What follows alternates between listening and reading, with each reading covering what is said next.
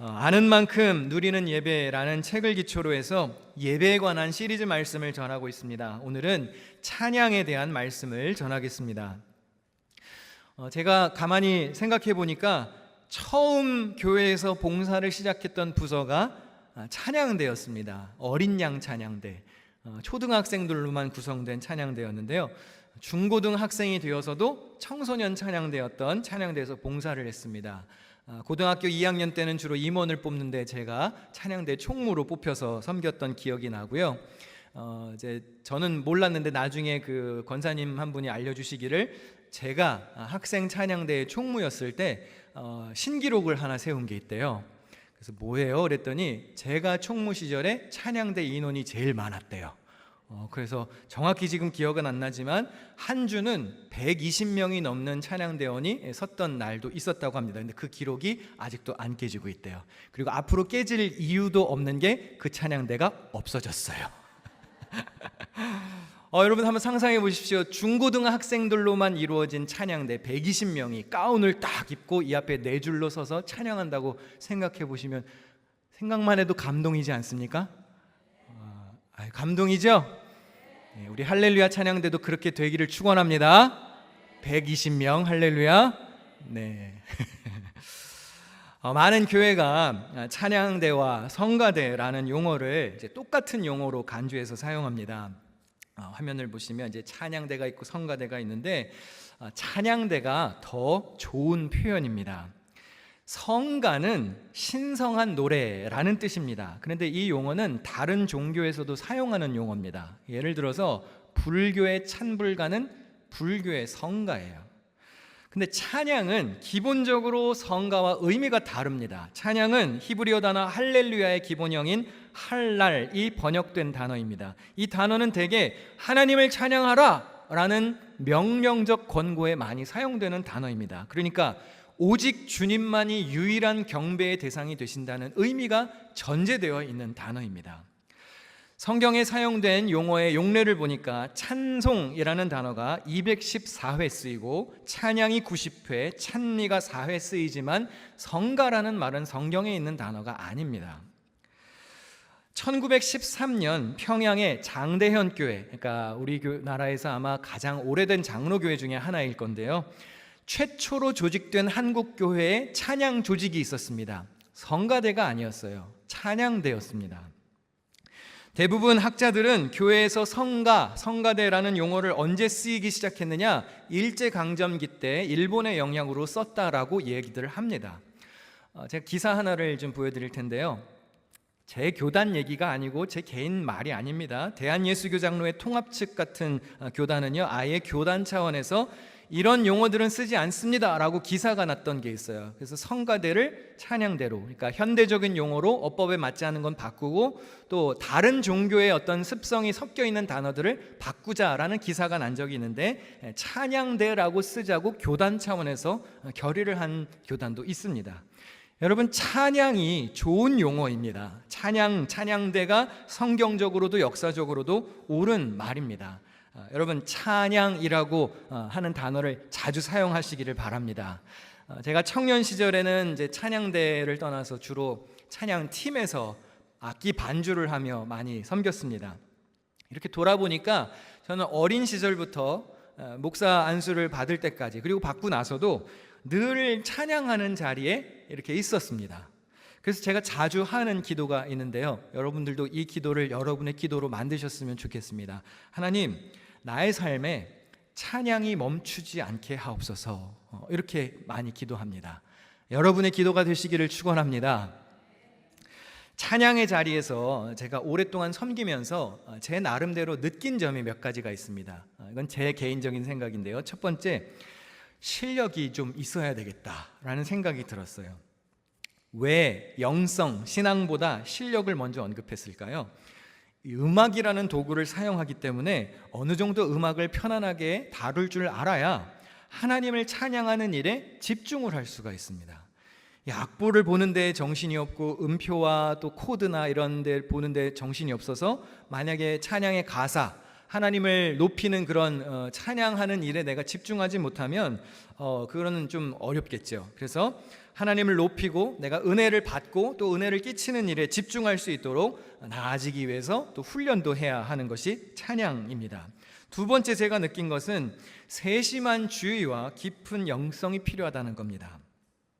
찬양대, 찬양 팀원들은 지휘자 혹은 인도자의 리드를 잘 따라야 하고요. 예배 중에 운행하시는 성령님의 인도하심을 민감하게 잘 캐치할 수 있어야 합니다. 예배의 흐름을 잘 이해할 수 있어야 합니다. 그래서 찬양으로 봉사하는 이들은 다른 사람보다 기도도 더 많이 해야 하고 말씀도 더 잘 읽어야 하고 개인 경건 생활에 충실해야 합니다. 그래야 예배에 깊이 집중하는 영성을 소유할 수 있습니다. 세 번째 제가 느낀 것, 정신을 바짝 차려야 되는 게 찬양 봉사자들입니다. 이게 은혜 받기도 사실 굉장히 좋지만 은혜 받기 제일 어려운 곳이 찬양 봉사의 자리이기도 합니다. 이 강단에 올라오는 것은 늘 두렵고 떨리는 일이죠. 강단에 서는 봉사자는 회중들의 예배를 내가 자칫하면 방해할 수도 있음을 알아야 합니다. 그래서 책임감 있는 성도가 되도록 노력해야 합니다. 찬양대와 찬양팀은 잘 준비돼서 올라와야 합니다. 마음 자세도, 신앙적인 태도도, 또 연습도 잘 갖추어서 올라와야 합니다. 저는 해병대를 전역했습니다. 해병대에서는 자주 외치는 구호가 있습니다. 안 되면 될 때까지예요. 안 되면 되게 하라는 다른 부대의 구호예요. 되게 하라고 하지 마세요. 될 때까지 하는 게 해병대의 정신입니다. 안 되면 될 때까지 하는 거예요. 물론 요새 MZ세대는 이 말을 그렇게 쓰지 않더라고요. 안 되면 하지 마라. 안 되면 되는 거 해라. 뭐 이렇게 얘기를 하던데 찬양 연습은 될 때까지 해야 돼요. 저는 예전에 반주로 봉사할 때 레슨 받을 때 안 되면 될 때까지 연습했어요.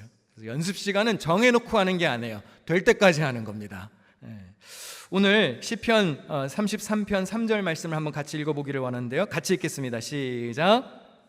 노래로 그를 노래하며 즐거운 소리로 아름답게 연주할지어다. 아름답게 연주하려면 가사에 몰두하고 하나님을 찬양하는 일에 집중할 수 있도록 다른 모든 준비는 철저하게 마쳐야 합니다. 이 구절을 옛날 개역 한글 성경은 이렇게 번역했습니다. 새 노래로 그를 노래하며 즐거운 소리로 공교히 연주할지어다. 공교히라는 말은 장인공, 공교할 교를 사용해서 솜씨 따위가 굉장히 재치가 있고 교묘하다라는 뜻입니다. 영어 성경은 이렇게 번역합니다. Sing to him a new song, play skillfully and shout for joy. skillfully, 실력 있게 하라는 뜻입니다. 찬양하는 사람들, 찬양을 부르고 연주하는 사람들은 공교히, 아름답게, skillfully, 실력 있게 하려고 노력해야 한다는 뜻입니다. 물론 그렇다 그래서 찬양하는 사람들은 이제 다 전문가들로만 세워야 하느냐? 그런 의미가 아니에요. 전문가도 찬양할 수 있고 아마추어도 찬양할 수 있고 음치어도 찬양할 수 있습니다. 그런데 찬양을 위해서 뭉친 팀은 적어도 하나 된 소리로 연습하고 연주하도록 맞추어가는 노력을 반드시 해야 합니다. 오늘 본문은 시편 96편입니다. 찬양시로 분류되기도 하고 여호와가 왕 되심을 노래하는 왕권시라고 분류하기도 합니다. 시편 저자는 왕 되신 여호와께서 온 세상을 다스리신다고 선포합니다. 본문 1절을 같이 읽겠습니다. 시작. 새 노래로 여호와께 노래하라. 온 땅이여 여호와께 노래할지어다. 여기서 새 노래로 여호와께 노래하라는 말은 여호와께서 이 세상을 새롭게 통치하신다는, 즉 창조의 질서가 회복되었다는 것을 의미합니다. 하나님이 나의 삶을, 나의 마음을 새롭게 하신 것을 찬양하라는 의미예요. 지난주에 똑같은 찬양을 불렀어도 이번 주 중에 하나님이 나의 삶에 깊이 역사하셔서 은혜를 주셨다면 지난주에 불렀던 찬양은 똑같은 찬양이 아닙니다. 새 노래가 되는 것입니다. 4절과 5절에는 찬양의 이유가 등장하는데요. 이게 왜냐하면이라는 단어가 한국 번역에는 생략되어 있어요. 오늘 본문 4절과 5절에 이렇게 되어 있습니다. 찬양하십시오. 왜냐하면 여호와는 위대하시니 지극히 찬양할 것이요 모든 신들보다 경외할 것이며, 또 찬양하십시오. 왜냐하면 그 이유가 만국의 모든 신들은 우상들이지만 여호와께서는 하늘을 지으셨음이로다. 우리가 왜 하나님을 찬양합니까? 하나님이 모든 신들보다 위대한 분이시기 때문에 하나님의 위대하심을 찬양하는 겁니다. 또 다른 만국의 신들은 우상에 불과하지만 우리 주님은 하늘을 지으신 창조주이시기 때문에 우리가 찬양하는 겁니다. 특히 4절에 보니까 이렇게 나와 있어요. 지극히 찬양할 것이요. 한번 따라해서 해볼까요? 지극히 찬양할 것이요. 할렐루야. 어떻게 찬양해야 된다고요? 지극히 찬양해야 돼요. 오늘 찬양 시간에 지극히 찬양하셨습니까? 지극히라는 말을 원문으로 보니까 정도가 대단하거나 양이 엄청나게 많다는 것을 의미합니다. 우리가 찬양할 때 어떻게 찬양해야 하나요? 극진하게, 대단할 만큼 엄청나게 많이 찬양하라는 의미입니다. 찬양이란 하나님을 사모하고 높이고 기리는 그런 마음 자세와 그 마음의 표현을 찬양이라고 말합니다. 하나님을 찬양하는 데에는 여러 가지 방법이 있습니다. 첫 번째로 찬양의 마음을 말로 표현할 수 있습니다. 하나님 대단하시군요. 역시 하나님 은혜 주셨네요. 이렇게 말로 찬양할 수 있죠. 두 번째, 우리 음성과 곡조로 찬양하며 마음을 표현할 수 있습니다. 세 번째로 악기를 연주하며 찬양할 수 있고요. 네 번째로는 우리의 동작으로, 춤으로, 몸동작으로도 하나님을 찬양할 수 있습니다. 때로 살다가 보면 말이 필요 없을 때가 있죠. 하나님이 나에게 너무 기대치 않았던 큰 은혜를 주셨을 때 우리가 보통 어떻게 반응합니까? 와! 역시! 이것도 찬양이라는 겁니다. 굳이 말하지 않아도, 악기를 연주하지 않아도, 음악을 사용하지 않았어도 나의 몸동작으로 하나님의 은혜를 표현하는 것, 그것도 찬양입니다. 우리는 예배할 때 주로 음악이라는 도구를 사용해서 찬양합니다. 성경에도 보니까 노래를 불렀고 각종 악기를 사용했습니다. 음악은 사람의 마음과 감정을 움직입니다. 그래서 예배자의 마음을 집중하게 하는 데 도움을 줍니다.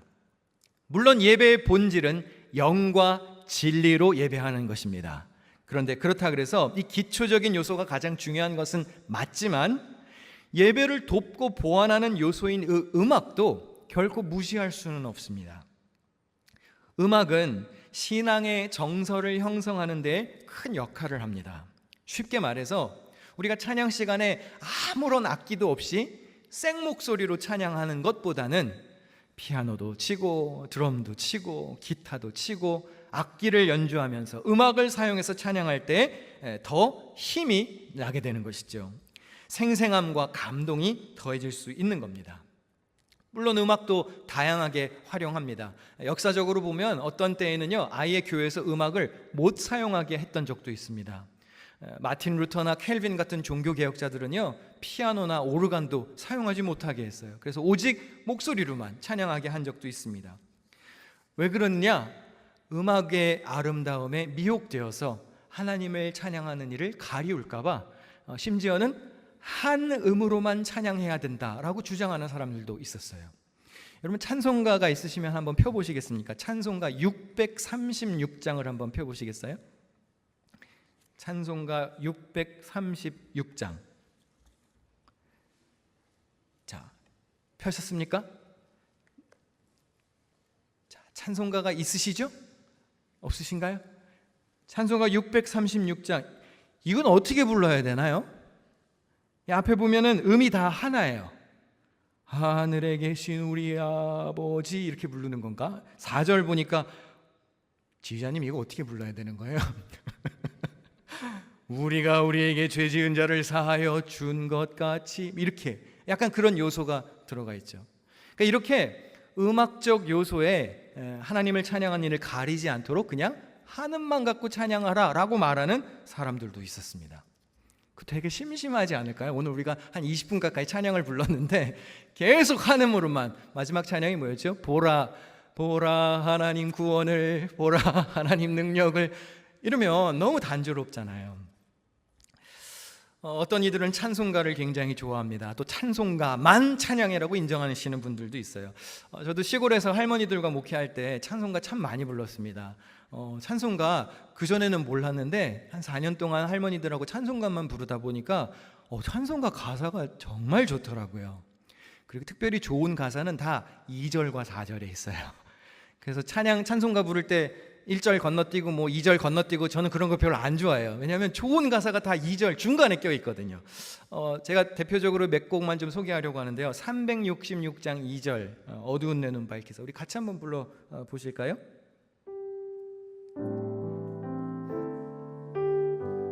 어두운 막혀진 내 귀 여시사 주님의 귀한 음성을 이 귀로 밝히 들을 때에 내 기쁨 한량 없겠네.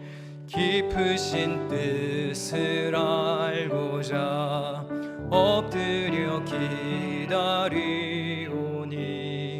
내 귀를 열어주소서. 성령이여.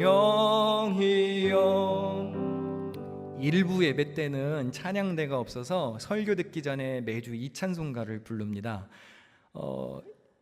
여러분 대화하시다가 속된 말로 상대방이 내 말귀를 못 알아들을 때 주로 뭐라고 그러세요? 귓구멍이 막혔냐 이러잖아요. 근데 여러분 하나님 앞에서 가끔 우리도 영적인 귀가 막혔을 때가 있잖아요. 그래서 이 찬양 송가를 부르는 거예요. 막혀진 내 귀를 여시사 주님의 음성을 듣게 하옵소서. 오늘 고성민 목사가 설교하지만 목회자의 입술을 통해서 주님의 음성을 듣게 해달라고 막혀진 내 귀를 열게 해달라는 그 고백이 너무너무 마음에 와닿는 거예요. 또 433장 412장 2절 같은 경우는요, 이건 옛날 찬송가가 가사가 더 좋은 것 같아요. 이게 찬송가 가사가 바뀌었는데 어떤 건 왜 바꿨는지 모르겠어요.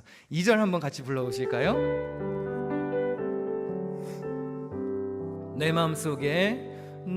마음속에 솟아나니 평화는 깊이 묻힌 보배로다. 나의 보화를 캐내어 가져갈 자 그 누구랴. 안심일세 평화로다.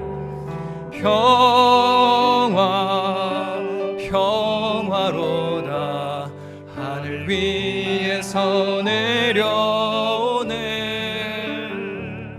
그 사랑의 물결이 영원토록 내 영혼을 덮으소서. 내 마음속에 있는 평화, 그 누가 가져갈까? 그 누구랴 안심일세. 여러분 마음속에 누구도 뺏어가지 못하는 평안을 소유하시기를 바랍니다. 433장 4절도 참 좋아요. 이것도 같이 불러볼까요?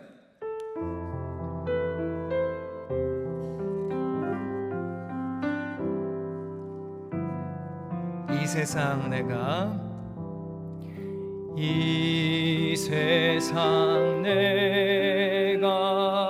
살 동안에 주께로 날마다 더 가까이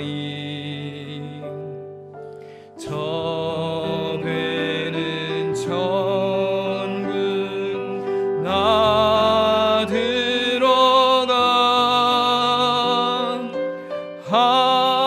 한없는 복락을 다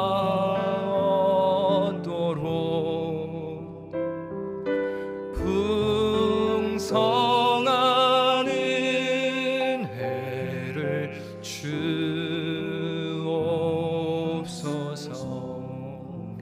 풍성한 은혜를 주옵소서.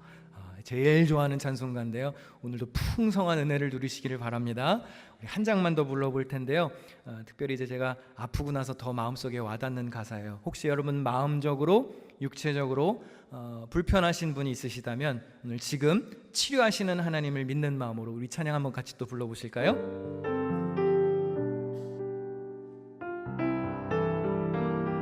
내 몸에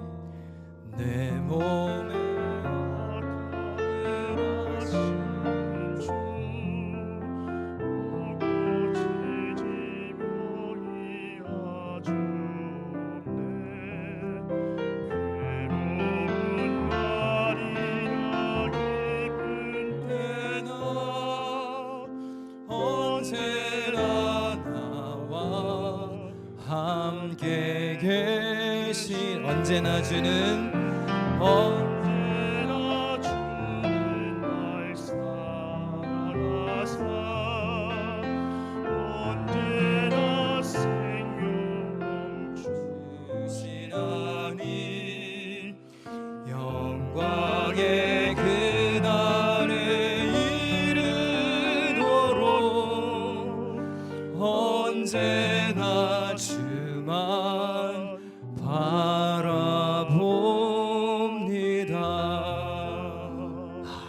찬송가 너무 좋죠.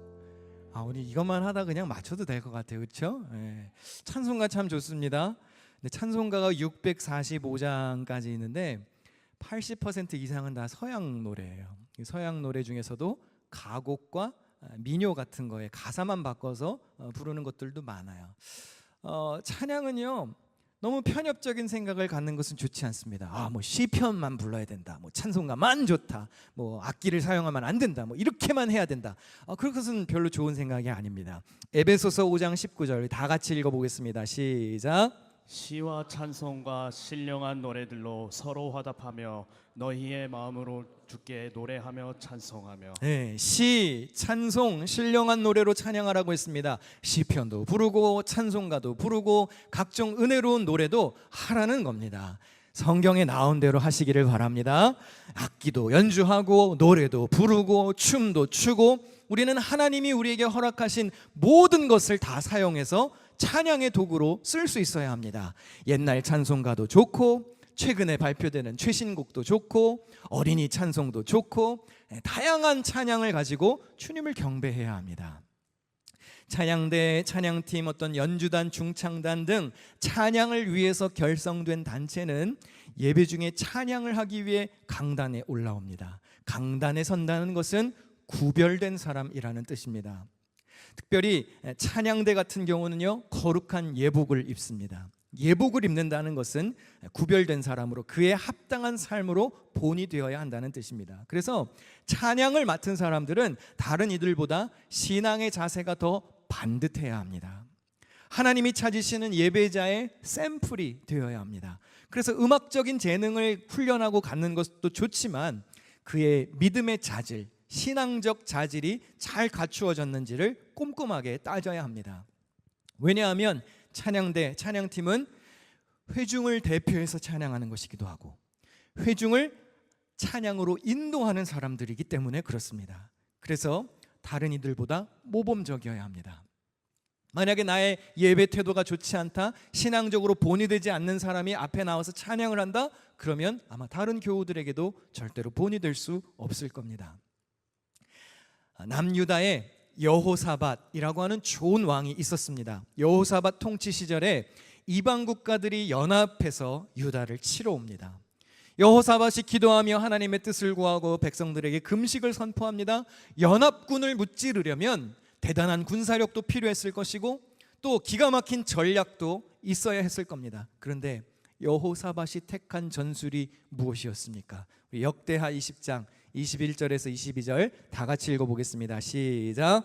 백성과 더불어 의논하고 노래하는 자들을 택하여 거룩한 예복을 입히고 군대 앞에서 행진하며 여호와를 찬송하여 이르기를 여호와께 감사하세 그의 인자심이 영원하도다 하게 하였더니 그 노래와 찬송이 시작될 때에 여호와께서 복병을 두어 유다를 치러 온 암몬 자손과 모압과 세일산 주민들을 치게 하심으로 그들이 패하였으니. 자, 여호사밧이 선택한 특수부대는 누구였습니까? 찬양대였어요. 그들이 입은 것은 갑옷이 아닙니다. 거룩한 예복이었습니다. 원래 전쟁에서 선봉에 서는 사람들은 특수부대입니다. 목숨 걸고 싸우는 겁니다. 가장 위험한 자리입니다. 어쩌면 총알바지가 될 수도 있습니다. 해병대도요, 다 똑같은 해병대가 아닙니다. 해병대 수색대 같은 경우는 상륙작전을 합니다. 적전에 선봉으로 가서 거기서 싸우는 겁니다. 그런데 가장 위험한 전쟁의 선봉에 섰던 찬양대가 거룩한 예복을 입고 찬송을 시작했더니 찬송이 시작되자마자 어떻게 됐나요? 하나님이 도우시기 시작했습니다. 그리고 적을 전멸시켰습니다. 할렐루야. 우리가 부르는 찬양에는 능력이 있습니다. 하나님을 향한 찬양이 올라갈 때 주님은 우리의 원수를 무너뜨리기 시작합니다. 이 앞에서는 찬양대원들, 찬양을 이끄는 찬양팀원들, 그리고 삶 속에서 회중에서 여러분들이 찬양에 동참하시죠? 우리 모두는 다 군대예요. 군인이에요. 선봉에서 악한 마귀와 영적 전쟁을 하는 자들입니다. 찬양에 동참하는 우리들도 비록 우리가 앞에 서지는 않더라도 동일한 마음으로 임해야 하는 것입니다. 그러면 여러분, 찬양을 하면 전쟁에서도 이긴다는데 찬양을 부를 때 어떤 자세로 찬양해야 될까요? 맥없이 찬양하면 될까요? 아니에요. 여러분이 찬양할 때 원수가 물러간단 말입니다. 할렐루야. 그러면 어떻게 해야 돼요? 전투적으로 해야 돼요. 일어나자 그러면 딱 일어나고 씩씩하게 군인답게 박수 치자 그러면은 박수도 그냥 치지 말고, 이왕이면 해병대 박수 아세요?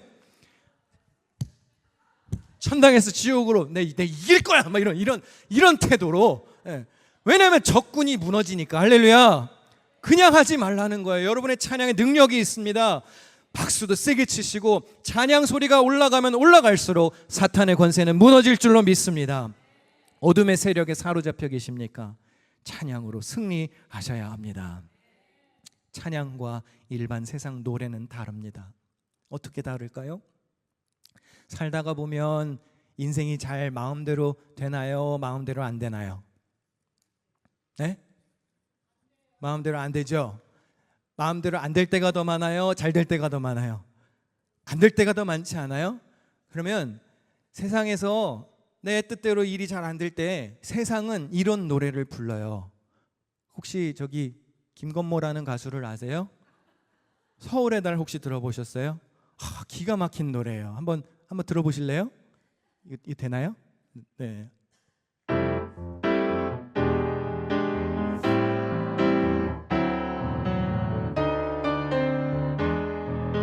별걸 다 하죠? 하나 되는 게 없고 사랑도 떠나가 버리고 술잔에 비친 저 하늘의 달과 한 잔 주거니 받거니 이 밤이 가는구나. 오늘 밤 바라본 저 달이 너무 처량해. 너도 나처럼 외로운 텅 빈 가슴 안고 사는구나. 여기까지만 할까요? 아시네요. 네네네. 노래는 이렇게 슬퍼야 돼요. 네. 제가 슬픈 노래 좋아한다 그랬잖아요. 일단 가슴이 미어져야 노래예요. 미간이 찌푸려지고. 지금 혹시 이거 노래 듣고 술잔이 생각나시는 분은 없는 거죠? 네. 여러분, 이게 노래예요. 노래는 처량해요. 술 한잔 하고 끝나요. 그런데 찬양은 다릅니다. 찬양은 어떻게 다를까요? 이게 곡이 되게 좋은 곡인데 작곡자가 좀 사고를 쳐서 제가 좀 민망하긴 한데, 노래 자체는 좋은 거니까 그런 거 신경 쓰지 말고 찬양만 보시자고요. 제가 좋아하는 찬양에 이것도 2절 가사예요. 한번 불러보실까요? 수많은 무리들 2절.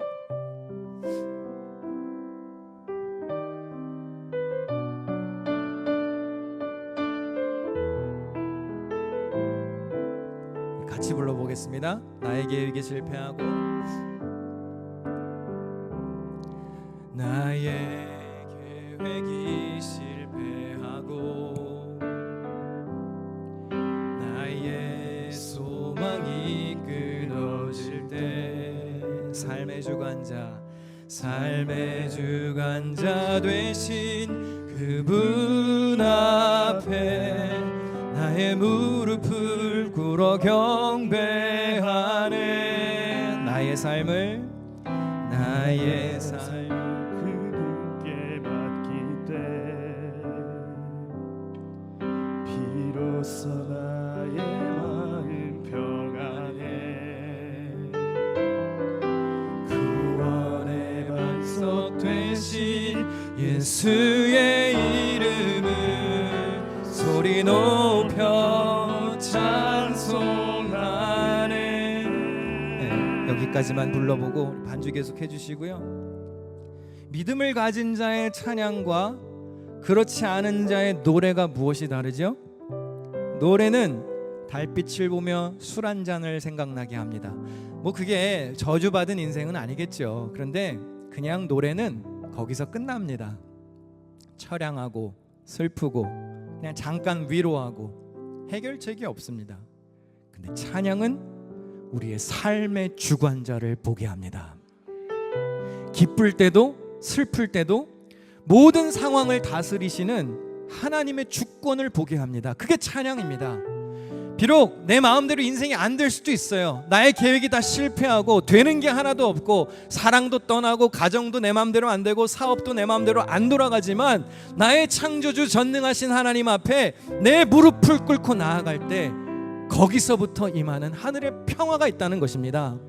하나님이 나를 인도하실 것이라는 믿음이 있기에 원수가 둘러싸도 나는 망하지 않는다는 거예요.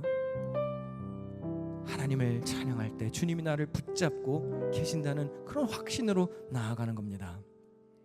바울과 신라가 전도하고 귀신 내쫓다가 감옥에 갇혔습니다. 그런데 그들이 감옥에서 무엇했죠? 처량하게 노래 불렀습니까? 술 한잔 생각하며 에이 망했다 이랬나요? 아니에요. 사도행전 16장 25절 26절 같이 읽겠습니다. 시작. 바울과 신라가 기도하면서 하나님을 찬양하는 노래를 부르고 있는데 큰 그 지진이 일어나서 문이 모두 열리고 모든 죄수의 수갑이 착고가 풀렸다. 비록 몸은 갇혀 있습니다. 발이 묶여 있습니다. 그런데 감옥에서도 찬양하고 기도했더니 묶였던 것이 풀렸습니다. 할렐루야. 닫혔던 것들이 열렸습니다. 할렐루야. 따라할까요? 풀리고 열리고 한 번 더 열리고 풀리고 찬양하면 열립니다. 찬양하면 풀립니다.